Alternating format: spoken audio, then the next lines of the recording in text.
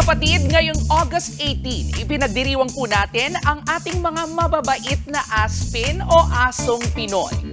Bago po mag-2007, askal pa po ang tawag sa kanila, as in asong kalye. Stray dogs nga raw, kumbaga. Dahil sa negatibong konotasyon sa salitang askal, sinimulan ng Philippine Animal Welfare Society o PAWS ang kampanya para tawagin po silang aspin.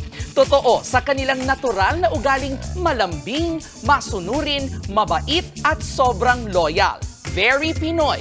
Sa kabila yan ang kanilang pagiging mixed breed dogs. Pero kung purong Pinoy dog breed lang din naman, ilalaban natin dyan ang Bukidnon Bitch Dog na kilala ring tiger dog o asong gubat.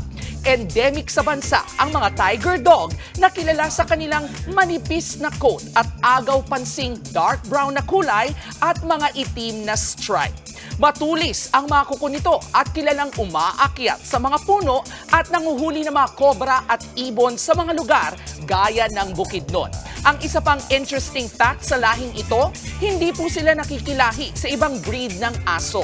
Pinaniniwalaan ding nasa 36,000 years na ang kanilang lahi dito sa Pilipinas. Ayon po sa Philippine dog researcher na si Tom Asmus, akmang-akma ang ugali nito para mabuhay sa wild o gubat. Kaya naman mahirap umano itong alagaan sa mga bahay. Para po sa mga lumad ng Bukidnon, mahigpit na ipinagbabawal ang pananakit sa mga asong gubat. Ang paniniwala kasi, nagdudulot ng sumpa at kamalasan ang sino mang mananakit sa mga pambihirang asong ito. Pero mga kapatid, sa totoo lang, hindi man ito aso ng gubat kahit na ano pa mang breed yan. Lagi po nating tatandaan na maling-mali po na sila ay saktan. Huwag po sana natin itong kalimutan sa pang-araw-araw nating buhay. Gaya po ng aming paalala, always remember, ang K-alaman ay K-yamanan. K? Okay. Mga kapatid, Cheryl Cosip po, huwag maging huli at maging una sa lahat para sa tuloy-tuloy na balitaan at karagdagang impormasyon sa mga napapanahong issue ng lipunan.